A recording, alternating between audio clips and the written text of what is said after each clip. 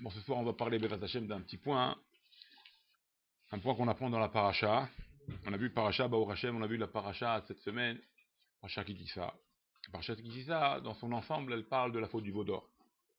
La faute du veau d'or, la faute que les Juifs ont fait, et qui jusqu'à aujourd'hui, d'ailleurs, on paye cette erreur-là. On perd cette erreur-là, donc d'année en année, de génération en génération, jusqu'à l'expiation complètement du péché. Il faut savoir qu'il y a un lien entre la faute du veau d'or et la faute de Adam Arishon. La première faute qui a été faite par Adam Arishon. Le lien, il est le suivant. Bien sûr, c'est pas le même péché. Adam Arishon n'a pas fait Avodah Zarah. Pas le même péché, mais la conséquence, on va dire, va être la même. Avant la faute d'Adam Arishon, avant que Adam Arishon fasse la faute, donc la première faute, on parle après la faute initiale, avant que Adam Arishon fasse la faute, donc de ce fruit défendu, de manger ce fruit défendu, on aurait dû vivre éternellement. C'est-à-dire que le monde aurait vécu éternellement, avec une vie éternelle, sans maladie, sans soucis, sans problème. C'est ce que déjà c'était le dessein de Kadosh Baruch Hu, le dessein de Dieu, avant.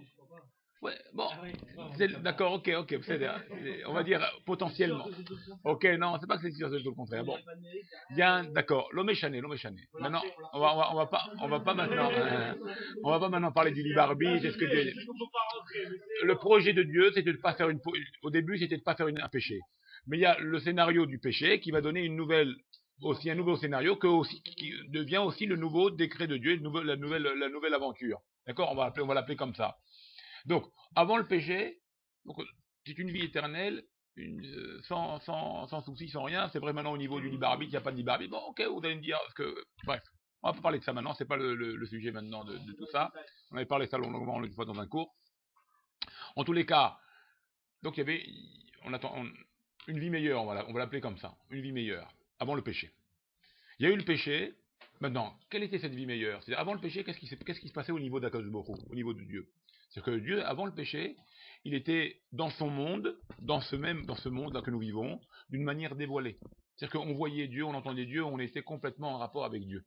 C'est-à-dire que Dieu et son monde faisaient un à un tel point que nous, les hommes, on arrivait à le voir. Adam Arishon, avant le péché, et sa femme. C'est-à-dire que s'il n'y avait pas eu de péché, on aurait été un peu tous comme des Adam Arishon, on aurait vu Dieu, on aurait parlé avec Dieu, on aurait eu une relation complètement, on aurait fusionné avec Akadosh Baruch Hu de manière complète et définitive, à l'éternité. D'accord? On va appeler ça comme des âmes dans un corps. D'accord? Des âmes dans un corps, on aurait eu la vision d'âmes, mais en étant dans le corps. Voilà si le péché n'avait pas été fait. Donc qu'est-ce qui s'est passé maintenant? Il y a eu le péché, et qu'est-ce que ça a entraîné le péché? Le péché d'Adam Arishon a fait que Kadosh Baruch Hu maintenant s'est séparé et monté, on va dire, dans les cieux, d'accord? Et il ne se dévoile plus d'une manière, il n'est plus dévoilé, comme cette approche qui aurait dû être avant le péché, donc d'une manière complètement dévoilée. C'est-à-dire que maintenant, le dévoilement de Dieu n'est pas un dévoilement qui est constant et permanent dans son monde, c'est à nous de chercher Hachem maintenant. C'est plus Hachem avec nous, on le voit, c'est comme on voit un ami. Maintenant, c'est nous qui devons chercher Hachem. C'est pour ça qu'on fait les brachot, c'est pour ça qu'on fait des divrei Torah, c'est pour ça qu'on essaye d'avoir une relation avec Dieu par toutes sortes de choses matérielles qui nous unissent avec lui. Mais s'il n'y avait pas le péché, la relation aurait été directe. Donc le péché a entraîné que quoi? Que Hachem se sépare de son monde d'une manière dévoilée. D'une manière dévoilée, il est séparé. D'une manière voilée, il est toujours dans son monde, il n'a pas quitté son monde. Mais c'est à nous donc de le chercher. On arrive à Matan Torah, on arrive au don de la Torah, donc qu'on a vécu là cette semaine.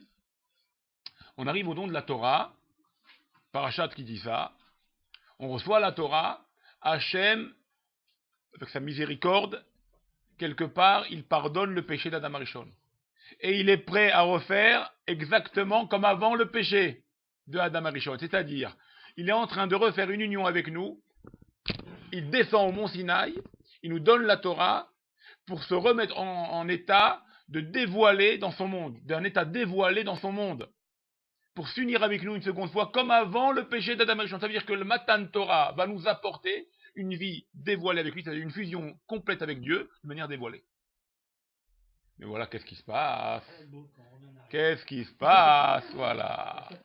Qu'est-ce qui se passe? Moshe descend, et on apprend, et Dieu lui fait comprendre que le peuple a fauté, et il a fait ce qu'on appelle la Vodazara.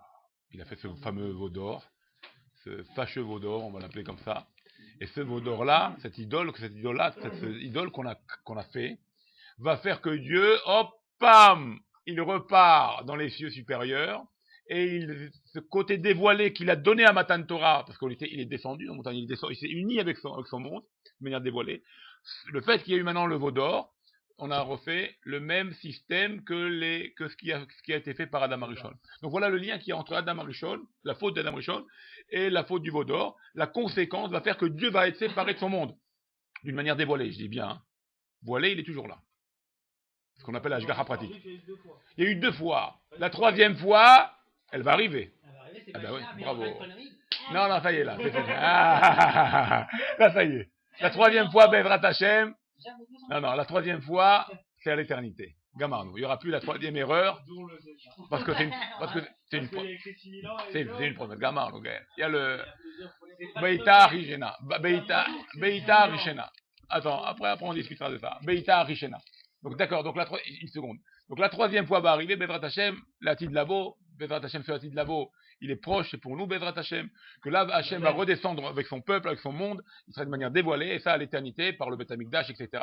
C'est ce qu'on attend, ce qu'on espère, donc, et ça c'est notre éternité. Pour nous, c'est l'éternité. Même si ça dure des milliers d'années, et ça s'arrête à un moment ou à un autre, pour nous, ça sera appelé l'éternité au niveau des Neshamot, au niveau du peuple. D'accord. Il est monté une 2e fois pour avoir maintenant la discussion. Il y a eu une grande discussion avec Dieu. Autre bam, j'ai pas compris. La première fois, quand il descend de la première fois, il descend après la 2e fois et après il remonte une 3e fois. Non, la 2e fois, non, c'était la première fois déjà. La première fois, oui, la première fois. Non, c'est à la fin qu'il faut un Vodazara. C'est à la fin des 40 jours de Moshe Rabbeinu. Quand il y a eu le dévoilement, quand il y a eu le mont Sinaï, il y a eu les paroles de Dieu, les 10 paroles de Dieu. À part ça, Moshe, lui, il est au mont Sinaï. Maintenant, il apprend toute la Torah pour après la faire passer au peuple. Pendant les 40 jours, il va apprendre toute la Torah. D'ailleurs, on dit comment Moshe il a pu apprendre toute la Torah en 40 jours et 40 nuits. Toute la Torah, il a appris. Alors on dit que c'était un Ish Elohim, un homme de Dieu.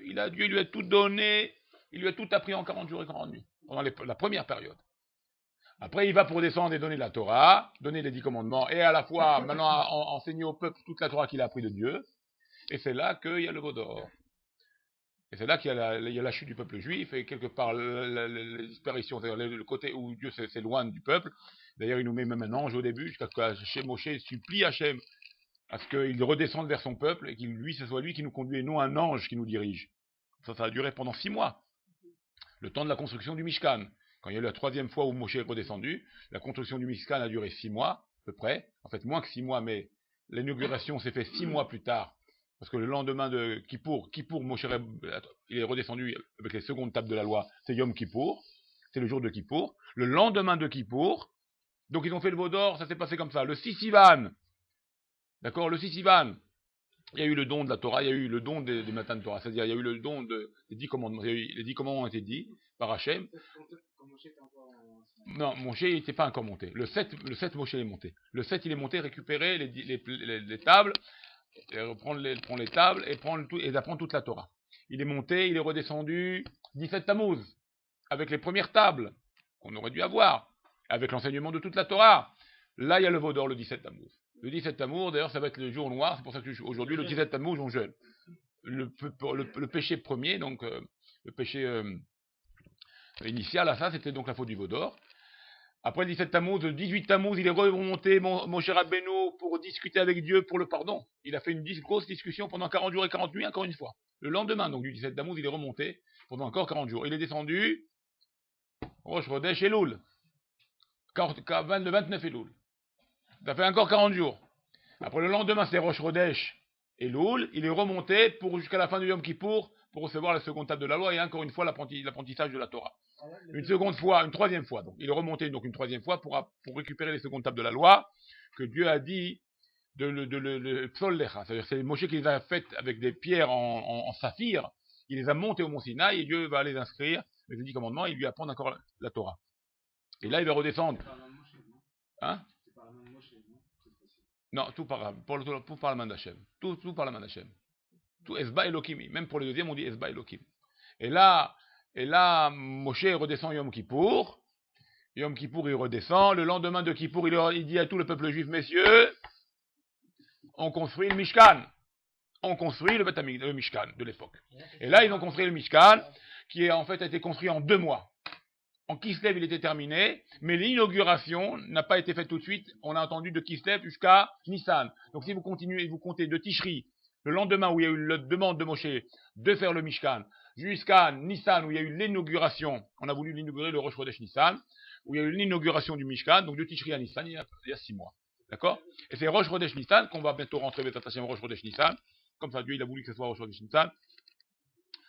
Donc ça a fait 6 mois d'attente, 6 mois de préparation à l'inauguration. Et c'est là où tous les nassis, chaque nassi par jour, emmenait donc un korban de remerciement, d'inauguration. C'était un Yom Tov pour chaque nassi, pour chaque chevet et chevet. D'accord? Donc ça c'était, comme ça s'est passé. Alors revenons à l'histoire. Donc on voit que, non vous inquiétez pas. On voit que, revenons à ce qu'on disait. D'accord. Attends, après les questions, parce que sinon on va bloquer le cours. Revenons à ce qu'on disait. Donc on voit que le sujet de Matan Torah, cette union de Dieu avec son monde d'une manière dévoilée, s'est faite à Matan Torah. Elle s'est faite aussi avant le péché d'Adam Rishon. Le péché a entraîné d'Adam Rishon l'écartement de Dieu d'une manière dévoilée. Maintenant, le péché du veau d'or, va entraîner la même chose, à ce que Dieu s'écarte de son monde, de son peuple, d'une manière dévoilée. D'accord? Ça, c'est les 2 péchés. Donc voilà les conséquences qu'ont fait ces 2 péchés qui se ressemblent. Maintenant, quelle est la kapara? Maintenant, la paracha nous dévoile la kapara. Quelle est pour nous, quelque part, comment on appelle ça la kapara? Le pardon. Le pardon. Comment maintenant on va réagir avec ça? Comment on va faire avec Hachem, que Hachem il nous accepte quand même, il est avec nous quand même? Ah ben la paracha, le début de la paracha, elle nous donne la réponse. Benatenu, Ishkofer Nafsho, Mechatit HaShekel, d'accord? Mechatit HaShekel, d'accord? Mishekel HaKodesh, d'accord? Donc on voit qu'on Dieu demande à ce qu'on appelle un demi-shekel. Moshe, il comprend rien. Moshe, il est Moshe Rabbeinu, il comprend pas. Comment un demi-shekel? Ça va pardonner le peuple juif de ce qu'il a fait, le veau d'or. Et avec ça, on continue le film et on continue l'histoire. Avec ça, Dieu est avec nous. Il comprenait pas Moshe. D'ailleurs, Rachid dit, il comprenait pas. À un tel point que quoi? Que Hachem lui fait montrer le demi-shekel où? Dans le ciel. D'accord? Veitenu. Comme ça ils donneront. Veitenu, il lui montre du doigt. Il lui faut montrer un demi-shekel. Comment était ce demi-shekel qui lui montre du doigt? Que Dieu lui montre du doigt à Moshe. Comment il le fait montrer? Un demi-shekel en feu. En feu, il était en feu. Moshe, dès qu'il a vu le demi-shekel en feu, il a tout compris. Il a dit d'accord. C'est la kapara, je comprends, c'est ce qu'ils doivent emmener les juifs. Alors quel rapport? Un demi-shekel en feu. Donc nous avons 2 questions ici. Première question, pourquoi en feu? Et Moshe comprend. Deuxième question, pourquoi un demi-shekel? Pourquoi pas un shekel? On aime bien, nous, les choses parfaites, nous les juifs. On est chalem, on veut être dans la perfection. Donc un demi-shekel quelque part, ça manque. Et pourquoi un feu? Ça, c'est la réponse.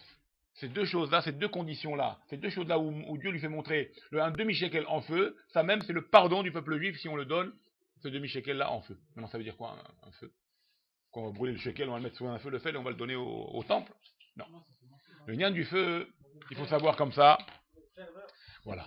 Quelque part, le juif, quand il fait un péché, quand il est pris par son âme animale, quand il est pris par son ame animale, cette âme-là où Serara, il nous tente, il nous attire. Quand il est pris par ça, il le fait comment? Il le fait avec ferveur. Malheureusement, quand ils ont fait Avodah Zarah, Had Shalom, il y avait de la ferveur. Il y a eu beaucoup de péchés qui se sont faits au moment de Avodah Zarah. Barachi l'explique. Il y avait Gilou Yarayot, Fichut Damim. Et alors, ils ont tué Hour, le fils de Myriam, ils ont tué. Ils allaient tuer Aaron. Ils ont fait les Sahek là-bas, le passage qui dit les Sahek. Ils sont amusés, c'est quoi ils sont amusés? Ils ont fait Gilou Yarayot, les femmes interdites, l'inceste et tous ces trucs-là, les femmes interdites. Ils ont tué Hour et ils ont fait Avodah Zarah, le veau d'or. Donc voilà ce que c'est quand la chaleur d'un juif elle est pas bien dirigée, il peut descendre très très très bas. Alors Dieu lui fait monter à Moshe une demi-pièce en feu, il faut qu'il donne pour être pardonné. C'est quoi le feu? Le feu de leur pulsion, le feu de leur énergie, cette énergie qu'ils ont en eux dans le mal. Il faut qu'ils la dirigent pour le bien. Il faut qu'il la donne avec autant de ferveur qu'il donne pour le mal, autant de ferveur quand tu fais une mitzvah, autant de chaleur quand tu fais du mitzvah, autant avec un sourire quand tu fais une mitzvah. Et pas tu fais une mitzvah et tu dis, tu as le regret à sur ton visage. Ou ah, j'ai trop donné, dommage. Si tu dis ces mots-là, tant pis pour ta mitzvah, elle est ratée ta mitzvah. Tu comprends? Donc autant de chaleur, c'est ça ce qu'il demande Dieu. Cette chaleur que tu mets pour le mal, mets-la pour moi. Et si tu la mets pour moi, c'est déjà le demi-pardon. Et c'est pour ça que c'est un demi-shekel. Pourquoi un demi-shekel? Pour dire que même si tu donnes avec toute cette chaleur, sache que tu n'es jamais parfait. On n'est jamais parfait. Il y a toujours à faire, il y a toujours un boulot à faire. Ne te suffit pas de ce que tu fais dans ta Torah, dans tes mitzvot. Ne te suffit pas de ton travail spirituel. Parce que si tu te suffis de ce que tu fais spirituellement pour Dieu, tu t'arrêtes. Ça y est, ça suffit. Et si tu t'arrêtes, tu tombes. Parce que chez nous, il n'y a pas d'arrêt. Chez nous, c'est une pente. C'est une pente chez nous. Une pente, c'est-à-dire que si tu t'arrêtes, tu dégringoles. Donc chez nous, on est toujours en état d'évolution. Cet état d'évolution, il faut le vivre. Comment? En pensant que tu es un demi-shekel. Si tu penses que c'est un shekel, tu es parfait, tu t'arrêtes. Je suis parfait, moi. Mais si tu penses que tu n'es pas parfait, il y a toujours à faire, il y a toujours à améliorer, il y a toujours à se perfaire, à devenir sadique de mieux en mieux, de faire attention à des choses plus importantes, comme ça, de progresser dans la vie, alors là, tu réussiras. Avec autant de ferveur, avec autant de chaleur, tu réussiras pour Dieu. Et c'est ça la réponse. La kapara, elle vient dans cette même chose que vous faites. Dans cette même chose que vous faites pour le mal, faites-le pour le bien. Et si tu le fais pour le bien, d'accord? Parce que qu'est-ce que c'est le mal? Le mal, il te dit, mais t'es rien, tu vaux rien, allez lâche-toi, tu t'en fous. Qui tu es toi? Tu vois pas qui tu es? Tu vois pas l'Isra comme il va tout le temps, il me fait ça comme ça. Bon allez, si t'es un sadique, là je comprends, tu dois respecter Dieu. Mais toi qui tu es, déjà t'es bas, déjà t'es faible, laisse tomber. Comme ça il t'attaque le Isra. Qui tu es toi? Oh, je t'en prie, allez arrête. Déjà il te fait faible. Alors, cette même manière de faiblesse que le Isra, il te fait croire. D'accord? Non, non. Non, cette même manière, voilà, cette même manière de faiblesse, écoutez-moi bien les enfants, cette même manière de faiblesse que le Yetzirah te fait croire, t'es faible, t'es rien, t'es faible, d'accord? Eh ben mets-le dans la Torah. Je suis en manque de Torah. Je suis pas assez dans la Torah. Je suis pas assez dans les mitzvot. Oui, effectivement, je suis faible dans la Torah. Sur ça, tu dois dire mettre ta faiblesse. Et pas je suis faible dans le péché, je suis faible, je suis un rien, moins que rien, donc je peux me laisser dans le péché, je peux me lâcher dans le péché. Non! Cette faiblesse-là, mets-la dans la Torah, dit que tu es faible dans la Torah, comme ça tu es toujours en progression. Tu comprends? Vous voyez comment il faut essayer d'analyser les choses. Il faut changer les rôles. Il faut changer les rôles. Et ce feu-là, c'est le feu du cœur. C'est le feu de l'envie, le feu des mitzvot. J'ai envie de faire, j'ai envie de progresser. Voilà ce que nous apprend. Et si tu réagis comme ça, alors c'est ça qui est magnifique. Si tu réagis comme ça, tu réagis avec ce feu chaleureux de mitzvot. Et cette situation de dire, je n'en fais jamais assez, j'ai toujours à faire dans la Torah et dans les mitzvot, et bien qu'est-ce que ça apporte? Ça apporte, on a dit, la kapara. Ça apporte, c'est quoi la kapara? Que Dieu maintenant fusionne avec toi. C'est-à-dire que tu reviens à un état avant le péché. C'est ça la réponse. C'est-à-dire que si tu arrives à réagir comme ça, avec la chaleur, et sentir que tu es toujours en manque de Torah, en manque de mitzvot, en manque de bonnes choses, et tu veux toujours être attiré par ça, et ben qu'est-ce que tu fais avec toi? Ben, tu fais que la situation elle est pour toi comme avant le péché d'Adam Arishon, ou comme avant le veau d'or. Ça veut dire que tu fusionnes complètement avec Dieu. Tu peux être uni avec Dieu. Tu peux être complètement avec lui. Et ça dépend de toi. Ça dépend comment que Dieu il a demandé à Moshe, donc ça dépend si tu réalises ça. Si tu réalises, et c'est ça ce qu'on appelle les tzadikim. C'est pour ça qu'on dit que les tzadikim, ils n'ont pas besoin de Mashiach. Ils n'ont pas besoin réellement. Ils sont tout le temps en fusion avec Dieu. Ils sont tout le temps avec lui. Ils sont tout le temps déjà dans un niveau de Mashiach. Ils sont déjà dans un niveau de libération. Pourquoi? Parce qu'eux, ils vivent comme ça. Leur vie, elle est comme ça. Elle fusionne avec Hachem. Ils n'ont pas de doute chez eux. Ils n'ont pas de problème chez eux. Ils sont tout le temps en train d'avancer, tout le temps en train de faire. Toujours en chaleur pour Hachem. Ils sont chauds pour Hachem. Tu comprends? Et quand on est comme ça, alors automatiquement, le ignan du péché de Adam Rishon, ou l'ignan du péché du veau d'or n'existe pas. C'est avant le péché. C'est ça qu'on demande à un juif. Et ça, Dieu nous a donné la réponse dans la paracha dans cette semaine. À la fois dans la même paracha, on a la faute du veau d'or, et on a la réparation du veau d'or. Voilà. C'est pour ça qu'il a, d'ailleurs, bravo, ce que j'allais dire maintenant, c'est pour ça qu'au début de la paracha, on parle déjà de la réparation. Au début de la paracha, déjà on parle de la pièce. Là-bas où Rashi explique que c'est comme avec un feu. Et c'est un demi-shekel. Et après on parle de la faute du veau d'or. C'est-à-dire qu'avant il est Magdim Troufa la Maka. Il a déjà donné la guérison avant même le coup, avant même la catastrophe. Et c'est comme ça qu'il faut réagir.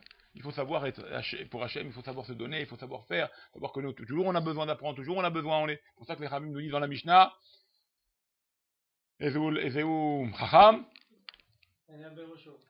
Ezeu Chacham Ena Berosho, mais Ezeu Chacham Gamken, c'est Aroet Anolad, Alomed Mikol Adam, il apprend de tout homme. C'est ça, un homme il peut pas dire moi je me suffis, moi ça y est, je suis complet, moi je suis au top. Si tu dis ça, tu te bloques. Si tu dis ça, t'as pas commencé encore. C'est pour ça qu'un homme il doit toujours dire, même un plus petit que moi, même un plus faible que moi, il peut m'apprendre quelque chose. Tu vois? Comme la médaille Iskalti, de tous mes la médaille, de tous mes maîtres, de tous mes talmidaï Iskalti. D'accord? Donc voilà, on apprend même donc pour vous dire que d'un côté, il faut savoir que ce problème, ce péché que nous avons fait, il peut être réparé. Il peut être arrangé si nous on se donne un peu plus, on se donne un peu plus à ces choses-là, si on fait attention un peu plus à tout ça, parce que notre Nefesh Shabamit, on la change, comme on dit très bien. Vous savez tous, je vous l'ai dit plusieurs fois, qu'est-ce qu'on dit quand les Sarara t'embêtent, qu'est-ce qu'il faut faire? Non, ça c'est contre l'Ainara. Bravo. Moshreo haut les Betamidrash. Quand les Sarara t'embêtent, rentre-le au Beth Midrash. Tu vas me dire, mais quel rapport maintenant? Ça où il faut faire tout de suite une mitzvah, même la plus petite, même la plus petite. Mais pourquoi maintenant le rentrer au Beth Midrash? Tu me dis, les Sarah, il t'embête. Tu m'aurais dit, laisse-le dehors. Je le laisse dehors et moi je rentre tout seul, je suis tranquille. Puis les Sarah, je suis tranquille. Pourquoi je dois l'emmener au Beth Midrash? Pourquoi les Ramis ont dit, il t'embête, les Sarah, emmène-le au Beth Midrash? Quel rapport? Laisse-le dehors et moi laisse-moi tranquille. Nous dit les Ramis, pourquoi? Pourquoi? Parce qu'il reste à la porte. Parce que non, on le fait rentrer. Pourquoi? Parce que tout le but d'un juif, c'est de prendre son âme animale qu'il a, son conseil, cette âme animale qu'il a, ses envies, ses pulsions, ses désirs, tout ce qu'il a envie de mal, c'est de prendre et les transformer. Et où tu peux transformer ça? Au Beth Amikdash. C'est au Beth Amikdash quand tu apprends la Torah, quand tu es entouré de chachamim, de sages, tu vois leur comportement, leur manière de parler, leur manière d'agir, tu vois comment ils vivent, ça te fait changer ton Yetzirah. Ça te fait changer ton Yetzirah. Tes pulsions. C'est pour ça qu'il est dit, quand il t'embête, emmène-le ici au Beth Midrash. Pourquoi emmène-le? Parce que tu vas changer ta Nefesh Habamit. Tu vas changer ton âme animale.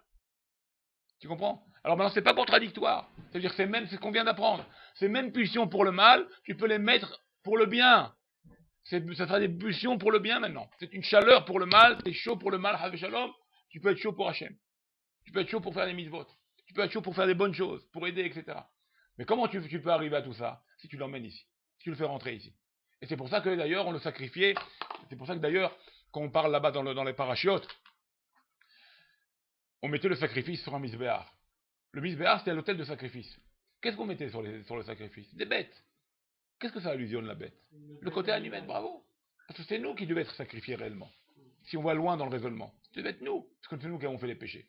Alors qu'est-ce qu'on fait? On prend une bête. Pour dire quoi? Pour dire, regarde, tu vois cette bête, c'est ta bête qui est en toi. C'est ton côté animal. Et on te sacrifie. On le sacrifie. C'est-à-dire qu'il faut sacrifier ton âme animale. Il faut la briser, cette âme animale. Cette âme animale, il faut la travailler. Alors si tu n'arrives pas à la briser encore, tu n'arrives pas à complètement la casser parce que tu as un combat, alors il faut savoir des fois gagner le combat. Et comment tu gagnes le combat? C'est quand tu l'emmènes ici. Quand tu n'es pas ici, alors il faut ce qu'on appelle, c'est pour ça que vous êtes ici maintenant. Pourquoi quand vous n'êtes pas ici, il faut être ici pour recharger les batteries? Pourquoi on a besoin de au moins une fois par semaine ou 2 fois par an? Pourquoi? Parce qu'on recharge des batteries. Ça nous donne un peu de force. Quand on a de la force, maintenant on sort du cours, on est un peu plus chargé qu'avant le cours. Quand tu es un peu plus chargé, tu prends un peu plus d'émouna, un peu plus de bitachon, un peu plus de confiance, tu as envie de faire pour Hachem, tu as envie de t'approcher de lui. Tu sors du cours, tu as une petite pêche. Cette pêche-là, tu peux l'avoir pour quelques jours au moins, 2-3 jours. Tu sens que tu es faible, tu sens qu'il te reprend les... Alors reviens. C'est à toi de faire ta gérance, c'est à toi de gérer le coup. Si tu sens que c'est une fois par semaine, ça te donne pour toute la semaine, tant mieux.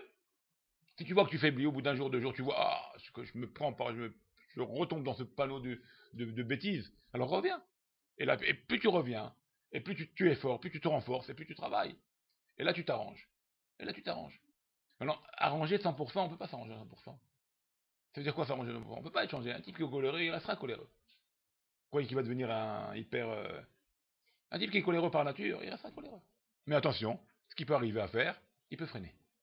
C'est ça le travail d'un juif, freiner. Freiner ses pulsions. Il se retient, il se serre, il se bloque. Tu comprends? Il s'interdit les choses. Changer complètement. Il y avait une histoire avec Rabbi Yonatan et Fshis. Bon, il y a un peu de mal des fois à le dire. Okay. Un grand hacham du Talmud. Et il était toujours en problème avec les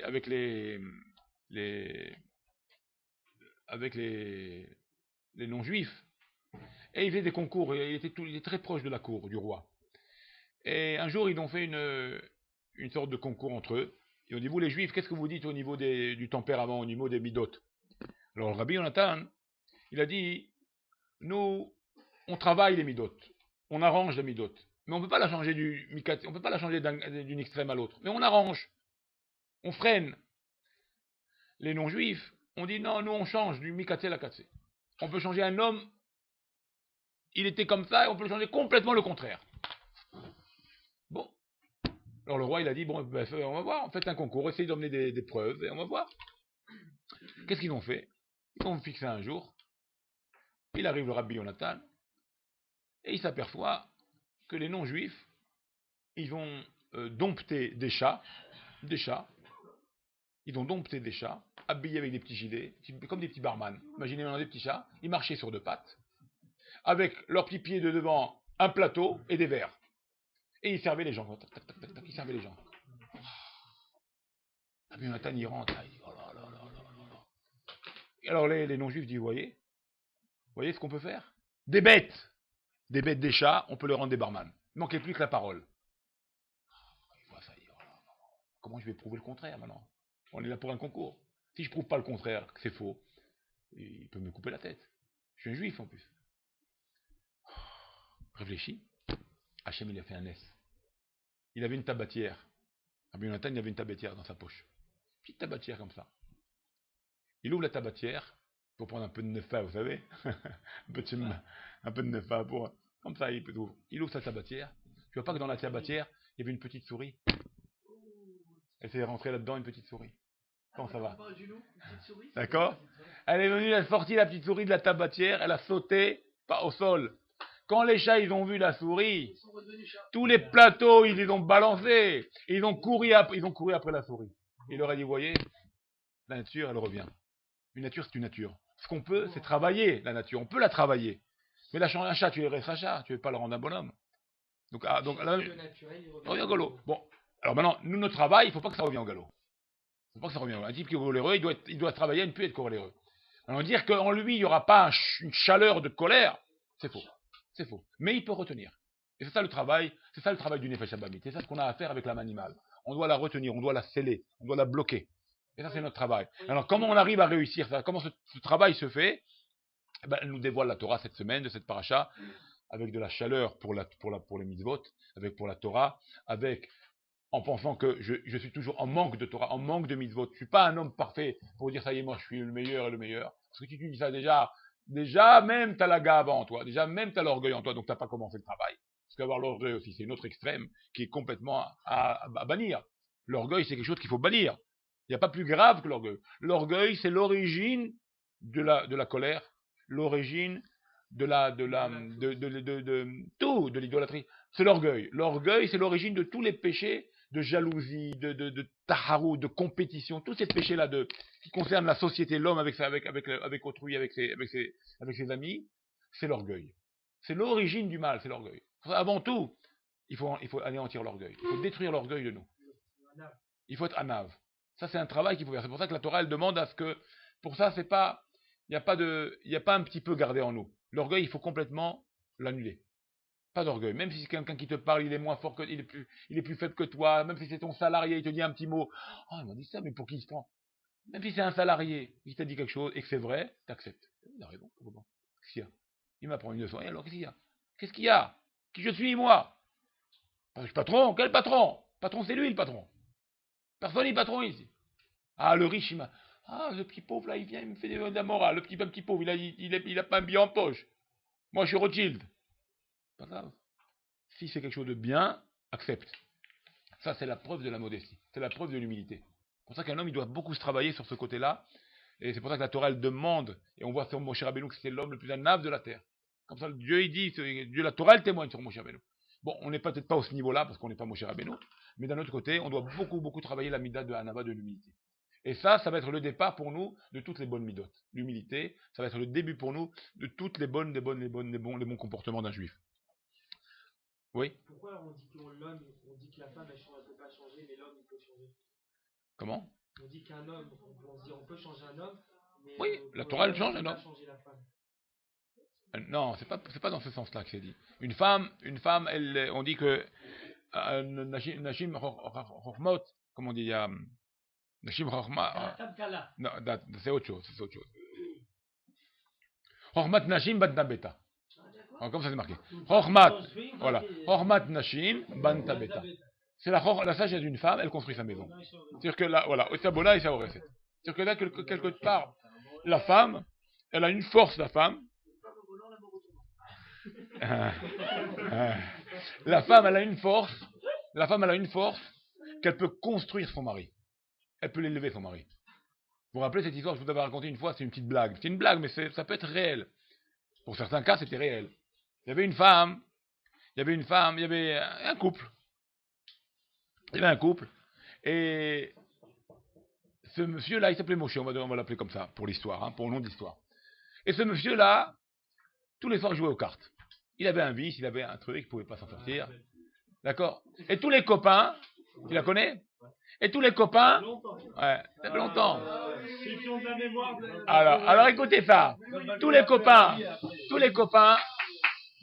écoute ça, après. Tous les copains, Moshe, allez bien, on joue aux cartes, allez, descends. Et comme ça, tous les soirs, il passait son temps à jouer. Bon, la femme, elle veut tous les soirs. Combien d'années ça dure? La femme, elle en a marre. Elle veut un mari, elle veut un homme, elle veut pas un type qui joue aux cartes, qui prend son pognon. Elle en avait marre, elle n'en pouvait plus. Qu'est-ce qu'elle a fait? Un jour, c'est elle qui apparaît à la fenêtre, quand les autres, ils appellent Moshe. Elle apparaît à la fenêtre, elle dit, écoutez, mon mari, il s'appelle plus Moshe. Ah bon? Comment il s'appelle alors? Il s'appelle Rav Moshe, vous l'appelez maintenant. C'est un Rav, mon mari. Bon, voilà un peu, bon, la pauvre. Elle est un peu fatiguée. Bon, allez, on va lui faire plaisir. Et tous les soirs, Rav Moshe. Maintenant l'autre, Moshe. Rav Moshe, si, non. Rav Moshe. Maintenant il a honte. Rav Moshe, les gens, ils entendent, les voisins, tout le monde entend Rav Moshe. Maintenant, où il va, lui? Il va jouer aux cartes. T'imagines un peu l'embarras où il est. Bon, il va, ça veut dire. Mais Rav Moshe, maintenant, les gens de la rue, Rav, Kodara. Maintenant, ils sont habitués, Rav, depuis des années, maintenant, maintenant, ça a duré. Maintenant, du coup, il se sent mal. Il faut que je peux pas. On pose une question, je connais rien. Je connais la pelote, oui, le poker, oui, mais le reste, je connais rien. Il s'est senti mal avec la situation. Sa femme, elle l'a nommé Rav Moshe. Bah, sauf, il s'est senti mal avec la situation. Il ne pouvait plus vivre comme ça, parce que tu déphases, après, tu as un déphasage dans ta personnalité. Il s'est mis à apprendre. Après, il a compris la bêtise de ces cartes et de ces jeux et de cette bêtise. Et il s'est mis à apprendre, il est devenu érudit. Et effectivement, il est devenu Rav. C'est-à-dire que une femme, un mot, une pensée, une idée qu'elle veut donner pour son mari en bien, elle peut l'élever comme un... Elle l'élève d'une manière extraordinaire. C'est ça. Hormat Nashim, Banta Beta. La sagesse d'une femme, elle construit son mari. Elle construit sa maison. Comme elle peut la détruire. D'accord? De... Yvelet. Hein? Okay. Comme Korah. La femme de Korah. C'est ça. Elle a perdu sa maison. D'accord? Donc on voit qu'un homme, il doit, bien sûr qu'il change. La femme, elle l'aide à changer. Comme je vous avais expliqué une fois, je ne sais pas si vous avez expliqué avec vous, c'est le cours de Shalom Bayou que j'avais fait une fois, qu'une femme, elle est là pour aider. Elle est ézer, elle vient pour t'aider. C'est toi le patron, c'est toi le balabaït. Faut le savoir. D'accord? C'est toi le maître de maison. Comme ça, la Torah, elle te détermine. Tu es le maître de maison, c'est le balabaït. D'accord? Alors maintenant, la femme, elle est quoi? Elle est soumise? Non. La femme, elle t'aide à réaliser ce projet d'être le maître de maison.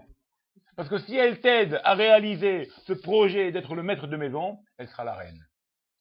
Tu comprends comment ça marche? Elle est là pour t'aider à te réaliser, la femme. C'est pour ça que la femme, elle est intelligente. Elle t'aide, elle a les idées, si elle est bonne, si elle sait, elle est généreuse, elle a des bons sentiments, elle veut te faire avancer, elle te faire progresser, elle va trouver les idées pour t'aider à te réaliser comme le maître de maison, comme le maître de famille.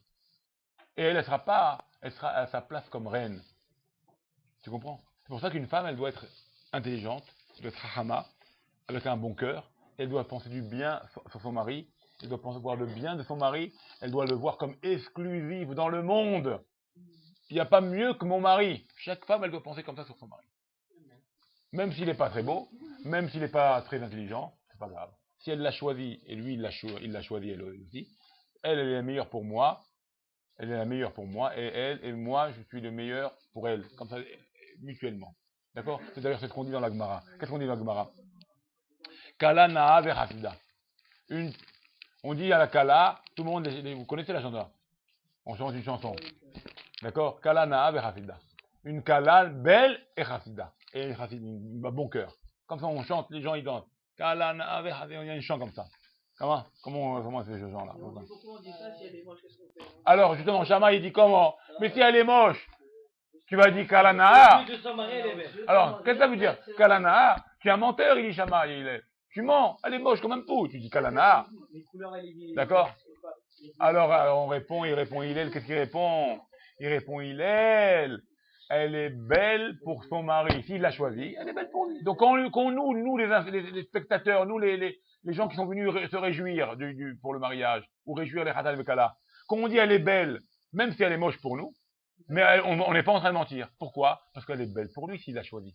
Donc en fait, on dit une vraie parole. D'accord. Donc ça c'est important de savoir ça. C'est pour ça qu'une femme, elle peut nous faire monter, elle peut nous faire progresser. Et comme ça, nous-mêmes, on peut progresser. Et comment on progresse? Donc en s'alimentant. Il faut s'alimenter de mitzvot, s'alimenter de Torah. Et comme ça, on évite les péchés, on évite les erreurs. Et quand on s'alimente avec de la chaleur dans les mitzvot, pensant qu'on a toujours une situation à apprendre, on a besoin d'apprendre. Un petit peu, comme ça avait dit Rabbi Akiva, je ne sais pas si je vous l'avais dit. Comme avait dit, il y avait un grec là-bas, un romain, un rachat, je ne me rappelle plus son prénom, dans la Gemara, j'ai oublié son nom, c'est un nom un peu compliqué. Alors il est venu voir Rabbi Akiva, il a dit, Rabbi Akiva, quelle est la plus belle chose que Dieu, quelle est la plus belle chose? L'œuvre de Dieu ou l'œuvre de l'homme? Ce qui fait l'homme ou ce qui fait Dieu? Maintenant, ce rachat là, il a voulu taquiner Rabbi Akiva. Il pensait que Rabbi Akiva allait lui dire l'œuvre de Dieu. Alors si... C'est l'œuvre de l'homme, c'est l'œuvre de Dieu automatiquement. Non, attends. Alors il pensait qu'il allait lui dire, écoutez ça. Il pensait qu'il allait lui dire l'œuvre de Dieu. Alors s'il lui avait dit l'œuvre de Dieu est plus belle que l'œuvre de l'homme, si Rabbi Akiva avait répondu ça, il lui a dit alors pourquoi vous faites la Brit Mila? Puisque Dieu il a créé sans le Brit Mila, donc c'est la plus belle action. Donc pourquoi vous faites le Brit Mila? Il aurait coincé Rabbi Akiva. Mais Rabbi Akiva, il a compris, il a l'idée, il est tombé sur un idiot. Il dit non, l'œuvre de l'homme, c'est plus beau que l'œuvre de Dieu. On lui dit, ah bon? Il dit oui. Ah bon, oui, l'œuvre de l'homme est plus belle que celle de Dieu, il lui a dit. Mais comment? Bouge pas, il lui dit Rabbi Akiva. Il enlève du blé, il prend du blé de la terre, et il emmène une belle challah de Shabbat. Il dit, qu'est-ce que tu veux? Ça ou ça? Il dit, je préfère la challah, hein? Il dit, t'as vu? C'est l'œuvre de l'homme, ça. C'est l'homme qui a fait ça. Après, il a tondu un mouton, il lui a pris la laine comme ça, il lui a donné une veste, un habit. Qu'est-ce que tu veux, la veste ou tu veux la laine du mouton? Il dit, ah non, la veste. Il dit, tu vois bien. Donc l'œuvre de l'homme, elle est plus belle que celle de Dieu. Dieu, il a donné des éléments pour les travailler. Il a donné les moyens pour les travailler. Et bien la même chose de Brit Mila, il lui dit. Il nous a fait en manque. On a un prépuce. Hachem, il veut maintenant que l'œuvre de l'homme, elle soit mieux que celle de Dieu. C'est comme ça que Dieu, il veut. Donc en coupant le prépuce, quand on enlève le mal, quand on enlève ce prépuce-là, eh ben on fait que l'œuvre de l'homme, elle est réalisée à sa perfection. Et c'est ce que Dieu, il veut. Comme ça, il lui a dit, toi, tu voulais m'attaquer sur le Brit Mila, que c'est une imperfection. Moi, je te dis que la Brit Mila, c'est la plus belle perfection. C'est la plus belle perfection. Tu enlèves le mal, tu enlèves, comme cette laine, comme cet exemple que je vous ai donné. Comme ça, il y a Rabbi Akiva, il lui a donné comme exemple. Toi, tu savais plus quoi dire. Pourquoi c'est encore un mal? Comment? Pourquoi c'est encore un mal? C'est une, comme on dit, la Torah, c'est ce qui est, d'abord, même si on n'est pas même si on va dire aujourd'hui, à part ça, hein, parler aujourd'hui, après je te réponds à ta question. Aujourd'hui, ils sont arrivés au niveau même médecine, au niveau avancé, on va dire, dans les recherches, ils sont arrivés à prouver, ils ont prouvé que quelqu'un qui a fait un Brit Mila, qui a coupé ce prépuce là, et il a beaucoup de maladies qui concernent le côté donc pas comment on va les appeler, bon, vous avez compris, toutes ces maladies-là sont déjà en grande partie éliminées. D'accord? Parce que le prépuce, quelque part, c'est une peau qui est, c'est la peau qui est au-dessus. Cette peau-là, quelque part, quand il y a quand l'endroit n'est pas propre ou quand il y a des relations qui ne sont pas toujours des fois bonnes, ça fait une accumulation de microbes et de saleté. Bon, je sais pas, moi, en termes médicaux, qu'est-ce que ça veut dire? Mais ils disent que ça accumule dans cette poche-là, dans ce prépuce, dans cette peau. Ouais. Ça accumule toutes sortes de virus, de saletés, de maladies, de microbes. En coupant cette peau-là, donc qu'est-ce qui se passe? Cette peau-là, en fait, c'est la peau supérieure qu'il y a sur la verge, que nous coupons. On la tire, parce que sur la verge, il y a deux peaux. Il y a une peau épaisse, et sous la peau épaisse, il y a une peau plus fine, une pellicule. Et après, il y a le membre. D'accord? Il y a la chair, il y a le membre. Maintenant, quand on ne coupe pas cette peau-là, médicalement, ils sont aperçus que cette peau-là, elle retient toutes sortes de maladies, toutes sortes de saletés, de maladies microbiennes, ou je ne sais pas comment on pourrait les appeler, qui fait qu'après, de là, génère toutes les autres maladies. Le sida, toutes les maladies génitales, ou pour les femmes aussi, ou toutes les maladies Bon. En coupant cette peau-là, d'accord? Donc l'accumulation des microbes et des saletés ne vient pas. Pourquoi? Parce que cette peau épaisse, c'est elle qui fait... Je ne sais pas comment ça se passe, moi, médicalement. Hein. Il faut demander à un docteur, on pourra demander d'accord? Voilà. Alors, en coupant cette peau épaisse-là, la peau épaisse se rétracte, l'autre, elle se rétracte parce qu'on l'a coupé maintenant. Qu'est-ce qu'on fait? On tire. Parce qu'on ne coupe pas le membre. C'est pas le membre qu'on coupe. Hein. Attention, le prépuce, c'est pas le membre. Hein. Attention, hein. L'homme, on est mal. Là. On tire la peau, on la tire, on met la bague, donc il y a de la chair en plus, et c'est ça qu'on coupe. Quand tu coupes ça, l'autre chair qui était reliée avec le prépuce, elle recule, d'accord? Elle recule, oui, tu comprends? Elle recule. Ensuite, le moelle, il prend la petite pellicule qui est sur le membre, la petite pellicule, avec ses ongles, il a des ongles bien... Il la déchire, et il la déchire, et il la retourne. Il la retourne sur la peau épaisse qui s'est contractée. Et ce qu'on appelle la couronne du brit. Ce qu'on appelle la couronne. Et là, une fois qu'il y a cette cicatrisation qui est faite, toutes les maladies donc, qui concernent cette partie-là, d'accord, ne sont pas touchées par les... On n'a pas Maintenant, tu vas me dire, pourquoi Dieu lui a demandé ça? C'est un roc. À 8e jour, Dieu lui a demandé, c'est un roc. C'est-à-dire c'est une mise qu'on ne comprend pas réellement. Mais aujourd'hui, on peut peut-être comprendre avec les choses médicales aujourd'hui. Donc il y a une ouverture. Mais pourquoi? Ça vient de Dieu, c'est un roc. Maintenant, il faut savoir que le 8e jour, c'est très extraordinaire aussi. Les médecins, ils ont fait une recherche. Pourquoi le 8e jour, le brit mila des Juifs?